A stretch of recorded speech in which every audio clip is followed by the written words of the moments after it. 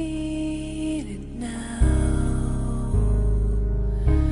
It's all around me, a silent voice I can't deny.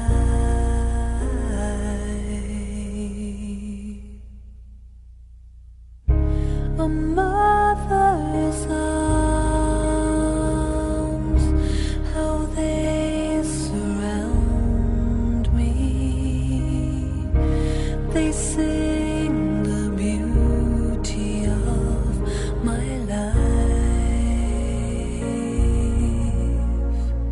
It will last forever. It will never fade away. Never cause me pain. This love, this love. I close my eyes. It takes me over. A memory deep down in my soul,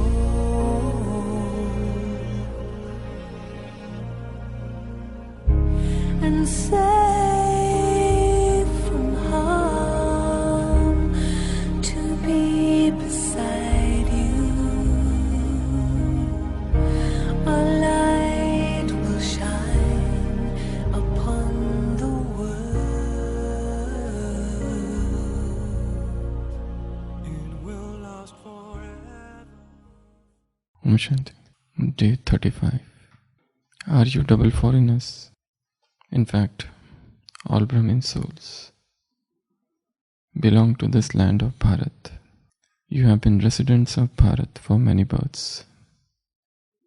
It was just for service that you went to the many places, and this is why whenever you come to Bharat, that is to the land of Madhuban and to the Brahmin family, you experience the feeling of belonging. Generally, no matter how close a connection or relationship foreign souls from lands abroad may have, they wouldn't have that feeling of belonging that you souls experience here. The closer a soul is, the greater his feeling of belonging would be. The closer a soul is, the greater his feeling of belonging would be. You wouldn't have to think about whether you were from here or that. It is possible you are from here. You would also love each and every physical thing as though it were yours. You always love something that belongs to you. So these are the signs. Bapdada is seeing that even while living far away, you are always close with your hearts. The whole family looks at you as being those with this elevated fortune. Acha. So this is the Avyakta Murli of 7th March 2021. That's today. Which is the revised Murli of 14th November 1987. So Baba is meeting with group of double foreigners. The most important thing which is discussed here is the sense of belongingness. In 1943, Abraham Maslow presented this triangle which is quite famous and which depicts human nature. What is the basic need of human being? What do they really want? So he divided it. The first is physiological needs of humankind. They need food, they need water, they need shelter. So unless and until these needs are fulfilled, one cannot conceive of anything higher than this. Other thing is safety. Next in the hierarchy is safety. Everybody wants to feel safe. Once the biological and physiological needs are fulfilled, the next thing we want is safety. Person gets a good home, a house, enough to eat, drink, and all comforts of life. And yet, something is missing. And unless that thing comes, life remains unfulfilled. And that something is love and belongingness. Apanapan. Love and belongingness. Even if love and belongingness comes, after that even something else is needed. That is self-esteem, respect. There are people who love me. There are people who feel. There is a group I'm attached to, some organization or family. So that is esteem. But the last thing in the triangle is self-actualization.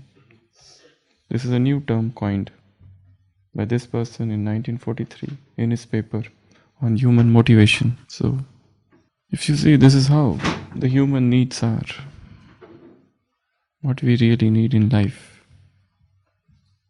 If you don't have any food to eat, love will not help there. If you don't have any food, esteem will not help there. The basic thing should be fulfilled first. Though there is a lot of criticism also against this theory, but then this is widely accepted. All of us need all these things. Baba is focusing on these two things, which is third in the ladder. After fulfillment of physiological and biological needs, after fulfillment of safety, what everyone craves is the craving for love, is the craving for belongingness. Unless and until that is fulfilled, no matter what you are, no matter what you have, even though there are people around you, with you, amongst you, but that person doesn't love you, that person doesn't care for you, that person doesn't give you the sense of belongingness, the life appears blank, void. There's vacuum. Husband is there, wife is there, but there is no sense of love. The belongingness has lost. So life becomes arid, barren land. Unless until the rains of belongingness, of love come and flood the land of heart, there is no fulfillment in life. So these are such important things, love and belongingness. In fact, even after this, what he says is esteem, and even after that, what he says is self-actualization, which means self-fulfillment. And this self-fulfillment will come only with love divine, love of God. It's very important to understand what is love and what is belongingness. What is love? Yesterday we discussed it. It's not a feeling. It's not just emotion. What is love? Love is energy. Love is what? It's energy. It's not just a feeling, it's not just an emotion. It is the purest form of energy. In fact, the very basic need of the soul is this. The very basic nature of the soul is love, and very basic need of the soul is love. Love is that which fulfills the soul. How much we are surrounded with this energy, or how much we are filled with this energy of love, not just for oneself but for everyone. Love even for the inanimate objects. It is said of Saint Francis of Assisi that he used to talk with animals, with birds. Is it possible? And they would respond and they would understand. He did not know the language of birds, but then he used to talk with them. When love takes birth in the heart, it flows out. It cannot stay there. It will move out. And it doesn't see the nature of things, other person, how they are, good, bad, worst. living, non-living. It just flows. It's the river. It moves, trespasses all boundaries, breaks all rules, and fills the souls and floods the world. This is one thing, to love human beings. Other is to love animals. And third is to love even the inanimate objects. The energy of the love can be extended to rocks, to mountains, and the mountains will respond, and the rocks will respond. Those who are nature lovers, they spend long time in nature, sitting there, listening to the beauties of, seeing the beauty of nature. And then gradually, even a higher stage is there. The birds will start speaking with you. The rocks will start speaking with you. The nature will start speaking with you. The moon, the sun, the sky, the stars, the wind. And person turns into a poet. And the poetry arises in such a heart. And that's not an enforced, an imposed poetry, but a poetry that is natural. That's why, if you see all the spiritualists from the Copper Age, all of them have been poets, though they had no formal education. Why they turn into a poet? Because their heart sang. Their hearts started singing. There are songs of Meera. What education did she receive? Nothing. Everyone who moves towards God turns into a poet gradually, by and by. Because they go beyond this mortal world. Because they go beyond this mundane world, this temporal, ephemeral realities of life. They start seeing something else. If you study the poetries of Lord Byron, John Keats, Percy Bysshe Shelley, the romantic trio of 17th century of Europe, Shelley, Byron and Keats, were they spiritual people? No. But then there is a spark of spirituality in each one of them's poetries. Each poetry of John Keats, he died at the age of 23. Byron died at the age of 32. Shelley died at the age of 30. In such a short life, whatever they composed, whatever they wrote, there is a spark of divinity in all of that. What connection they had with God? What connection they had with spirituality? Nothing. But yet, and yet, and yet, they came very near because they moved out of the body. The poetries are bodiless poetries. The poetries are poetries of the nature. Why there is so much attraction in William Wordsworth's poetries? Why Shakespeare's prose and poems and sonnets touch the very core? Because they have left this temporal abode and they have moved slightly above. They have just come to nature, the 5 elements of nature.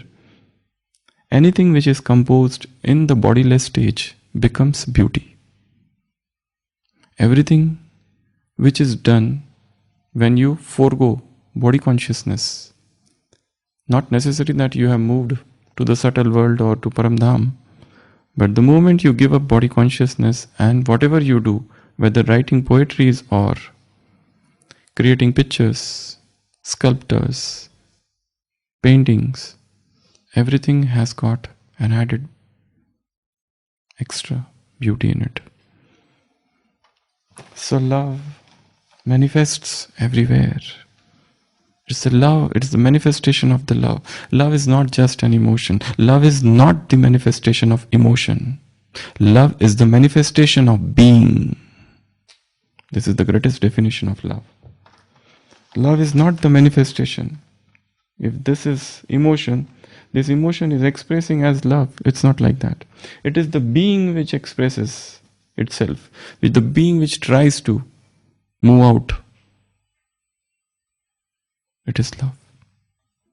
That's why love is such a high emotion. And people have no idea about love because they equate love with sensual happiness. There are 4 stages of human consciousness: body, mind, soul, and something even higher than soul. The love at this level is the grossest, the sensual pleasure, which has no depth, which is superficial, artificial. It has no depth. It belongs to the world of body. It's a mechanical. It's machine-like. And half of the world is indulging only in this love. And they call this as love, while this has nothing to do with love. In fact, love has no relation with body. Love is bodiless. Love is incorporeal. Slightly above is the love of the mind, where minds meet, here bodies meet. And there is a feeling of pleasure which is temporary, momentary. And after a period of pleasure, it turns into frustration. There is a higher love, which is at the level of mind, where minds meet, where ideas meet, where emotions meet. People feel, yes, we love to be with those people who are like-minded. This is also a sort of love. There is one more here, love for things. I love camera, I love this pen. What sort of love is this? This is also love. Gross. This is little higher, minds, where minds are meeting. We love to be with those people who are like-minded. But even there is a higher platform than that, and that is souls, where souls meet. This is the union of soul, this is the union of minds, this is the union of body. Some people do not come out of this even till the end of their lives. The whole life is spent only in this. So they have no idea of what is this love of the mind, the marriage of true minds. And even higher than that. This is Western philosophy still here. They have no idea of this philosophy. This is only in the Eastern, Indian. This is only till here. Sigmund Freud, William Shakespeare's, their philosophies will exist only till here somewhere. They have not known something higher than this. Something higher is here, where the souls are meeting souls.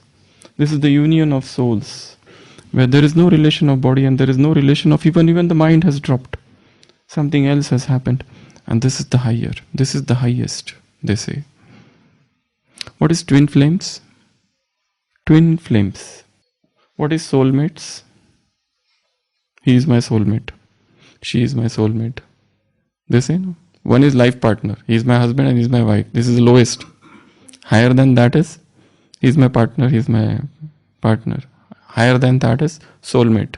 Higher than that is twin flames. Where two souls are there, but they are as if one. Layla Majnu, that is shown. One is bitten, and the marks are on another's body. That's a very high form of love. The souls are so intermingled with each other that if something happens there, something happens here. One is in one corner of the world, the other is in another corner of the world. Thoughts reach. Such thing is very rare phenomenon in this today's world. But there are souls like this, two souls. Probably from many births they are together. Their love is not physical. Their love is not even of relating to the mind. Their love is not psychological. Their love is something higher. And that is the third form of the love. And that is spirits. But even there is a higher form, the fourth, the Turiya, which is the highest. What is that? Love of God. But for that, you must know who is God. And God entered into this planet of late. So all those who came before his entry, their love is till here. The third, there is something higher, something transcendental. The fourth, the highest, that where the soul craves, yearns, longs for him. It is as if a spark, and this is the great fire. The spark has a desire to merge into that fire. The bubble has the desire to merge into that ocean. The part has a desire to merge into that bigger thing from which it has risen. So Baba is talking with double foreigners. This is today's Avyakta Murli. The closer a soul is, the greater his feeling of belonging would be. So God is here, Baba is here. The closer the soul comes to God, the greater will be feeling of belongingness. Here distance have no business. Distance have nothing to do. Person might be somewhere at a very distant corner of the world and yet will feel that sense of belongingness. So to create that infinite love for him, to create that sense of belongingness for him, to feel that he is mine, to feel that he is my everything, all in all, be all and end all. Because human love is very limited love. No matter, we feel that somebody loves me so much, but always there is some or other selfishness hidden in it. No human love can ever be selfish. It's only the love divine that is selfless. So all human love is selfish, vested interest. And when we experience that love of God and we feel, yes, he is the one, then that sense of belongingness comes. Rather, we can create that sense of belongingness. I belong to you and you belong to me. I am in you and you are in me. And to feel, yes, I am merging in him. He is merging in me. Om Shanti. Om Shanti. Are you double foreigners? In fact, all Brahmin souls belong to this land of Bharat. You have been residents of Bharat for many births, and it was just for service that you went to the many places, and this is why whenever you come to Bharat, that is to the land of Madhuban and into the Brahmin family, you experience the feeling of belonging. Generally, no matter how close a connection or relationship foreign souls from lands abroad may have, they wouldn't have that feeling of belonging that you souls experience here. The closer a soul is, the greater his feeling of belonging would be. You wouldn't have to think about whether you were from here or that it is possible you were from here. You would also love each and every physical thing as though it were yours. You always love something that belongs to you. So these are the signs. Bapdada is saying that even while living far away, you are always close with your heart. The whole family looks at you as being those with this elevated fortune. Acha, 14th November 1987. Om Shanti.